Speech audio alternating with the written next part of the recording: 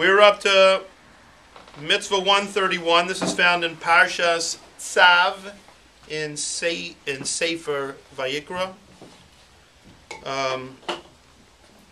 This is a Mitzvah's Aseh, number 59 in Torah, which is on male Kahanim when we had the base of Mikdash. Found in Vayikra Vav, Pasuk Gimel, Vayikra 6, verse 3. It says, V'heirim es hadeshen, and you shall bring up the ashes, deshen.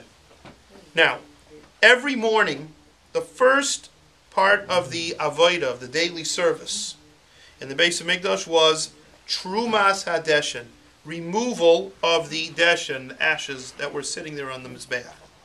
The ashes from all the karbanos, the burnt offerings of the previous day, had to be removed in the morning.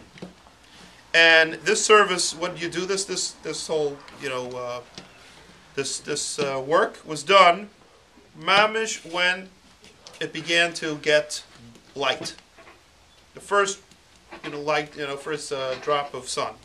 Every morning they would have basically a lottery, and everybody would get to see based on the lottery who would going to get to do this job. The person who got to do this went to the mikvah, and he would put on clothes that weren't exactly the perfect looking clothes for the base, that would normally worn in the base of Mikdash, because remember, this becomes all dirty with the ashes. So he didn't wear the same. It was not considered proper to wear the same stuff than the stuff that was used for the rest of the regular avodah. Then he would wash his hands and his feet from what we call the kiyar, that was the washing basin, and then he would pick up a silver pan. He would climb to the top of the mizbeach. He'd go up the ramp. He would push the burning coals to one side. Then he'd gather together, burnt ashes from inside the middle. After he filled up this fire, this pan, he would go down the mizbeach, go down the ramp. He would turn towards the north, and he would walk basically right next to the side of the ramp, the east side of the ramp, about 15 feet to the north. Then he would dump the ashes on the ground, which was about 9 inches or so from the ramp. Okay. Wish I had a picture to show you. That would be very helpful. But now, as soon as this mitzvah he had done this Trumas Hadeshen, then all the Kehanim who were on staff for that day came up the Mizbeach and cleared the rest of the ashes. So the first one took one pan full, and then everybody else, they took everything else, to take off those, to basically, well, actually what happened is they took the ashes that were all over the place, and they put them heaped on in the middle, called, it calls it the tapuach.